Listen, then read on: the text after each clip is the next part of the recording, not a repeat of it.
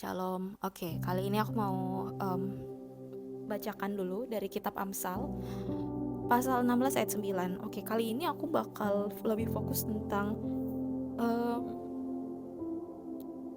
anak-anak muda. Oke, anak-anak muda yang masih muda, teman-teman, ya, adik-adik, ya. Ini kita sama-sama renungkan Amsal pasal 16 ayat 9. Hati manusia memikir-mikirkan jalannya, tetapi Tuhanlah yang menentukan arah langkahnya. Sekali lagi, hati manusia memikir-mikirkan jalannya, tetapi Tuhanlah yang menentukan arah langkahnya. Bahasa Inggrisnya ya, kalau di dalam versi NIV atau New International Version, in their hearts humans plan their course, but the Lord establishes their steps. Jadi dalam hati manusia itu ya bisa banyak gitu rencananya yang dia pikirkan. Ya, manusia bisa aja memikir-mikirkan, wah nanti ini selanjutnya bakal gimana ke depannya, nanti mau ngapain, mau buat apa gitu ya. Tapi ingat, langkah kehidupan itu ditentukan oleh Tuhan. Langkah kehidupan, arahnya tuh kemana gitu, arahnya ya itu ditentukan oleh Tuhan. Sebagai contoh, ada seseorang namanya A, ya inisial aja A gitu. Dia mau berkuliah di Jawa, tetapi kenyataannya tidak demikian. Padahal dia sudah berencana nih, wah kuliah di Jawa aku harus bisa dapat nilai raport tinggi gitu ya, contoh. Atau aku harus bisa mandiri, harus buktikan ke orang tua kalau aku bisa mandiri. Wah, aku harus persiapkan barang ini itu yang harus dibawa. Wah, udah perencanaannya sudah matang. Tapi kenyataannya apa?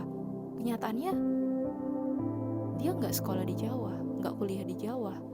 Entah karena nggak diterima, atau memang karena orang tuanya nggak mau dia kuliah di Jawa. Yang ada malah dia kuliah di kota asalnya sendiri, yang jelas di luar Pulau Jawa, begitu. Apakah itu sesuai rencana orang itu? Tidak, ya. Jadi kalau yang aku pikirkan, ada rancangan Tuhan gitu. Tuhan yang menentukan arah langkah hidup orang itu, ya, gitu. Jadi seperti itu. Contoh lain, misalkan ada orang nih lulus kuliah, wah aku mau cari kerja di kota asalku ini, mau kerja apa gitu kan, kayaknya di Jakarta lebih menarik deh, secara UMR-nya lebih tinggi gitu kan, contoh. Nah, udah siap-siap nih mau ke Jakarta, apa berarti wah ngelamar, bikin CV atau resume yang bagus banget lah pokoknya, wah mantap, keren dah itu, kalau perlu pakai bahasa Inggris gitu semua full. Terus tuh siapin baju-baju mana nih yang harus dibawa, sampai siapin baju kerja, baju formal, baju ngantor, siapin mana barang-barang yang harus di packing udah dimasukkan dalam kardus semuanya, mana yang ditinggal, mana yang nanti lanjut mau dikirim. Sudah sampai segitunya, perencanaannya matang banget kan. Ya ternyata apa yang terjadi? Dia ngelamar, sebar lamaran kerja, nggak ada yang mau terima dia. Ya karena bukan arah langkahnya ke sana, bukan saat itu gitu loh, bukan waktunya buat dia arah langkahnya ke sana, Jakarta. Yang ada malah Tuhan arahkan dia untuk bekerja, tetapi bukan di tempat yang dia harapkan, yang dia tidak duga-duga gitu loh. Dia tidak sangka-sangka, atau Tuhan izinkan dia untuk masih menunggu pekerjaan ya yang sesuai dengan kehendak Tuhan. Ya mungkin masih belum bekerja, tetapi ada hal-hal yang Tuhan kehendaki bagi dia untuk dia lakukan di masa-masa itu, sehingga dia harus menunggu sambil melakukan apa yang menjadi tugas dari Tuhan, ya, apa yang menjadi perintah dari Tuhan dia harus lakukan selagi menunggu, ya. Jadi macam-macam teman-teman, orang-orang mengalami hal yang dimana kita sudah merencanakan baik-baik, kenyataannya kok gak terjadi yang seperti demikian, ya.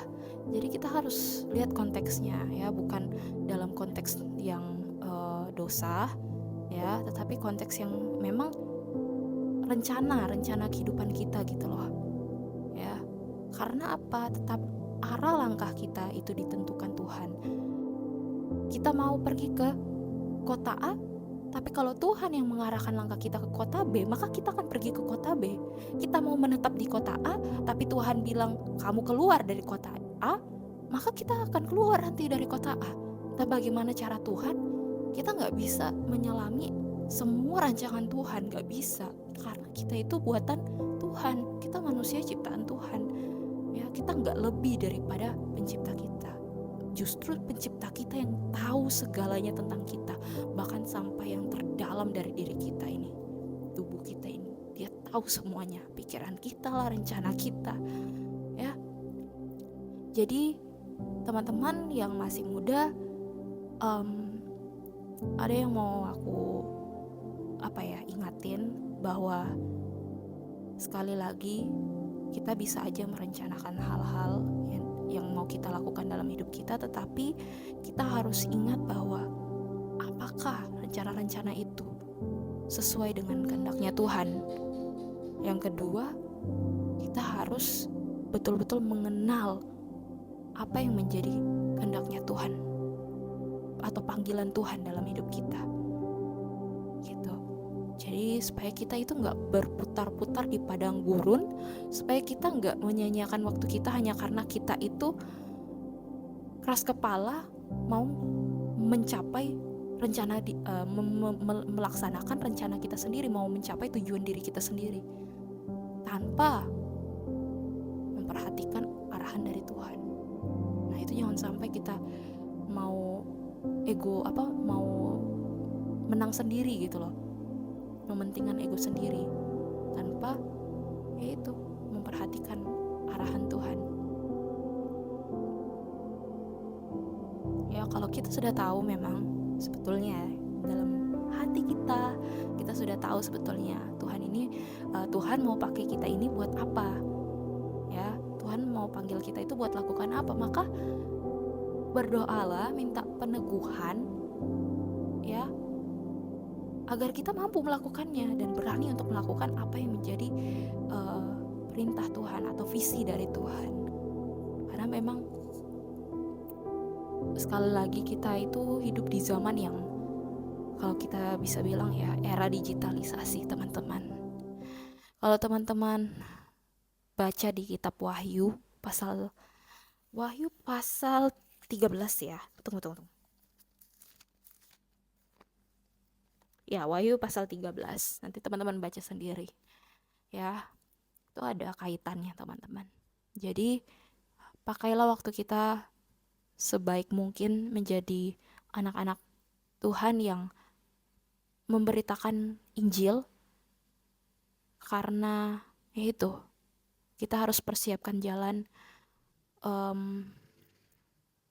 dan ya kita doakan orang-orang di luar sana agar banyak yang mengalami pertobatan dan menerima keselamatan dari Tuhan Yesus, sehingga mereka percaya dan diselamatkan Tuhan. Dan itu aja sih teman-teman ya, kita harus sadar dengan kondisi yang terjadi saat ini.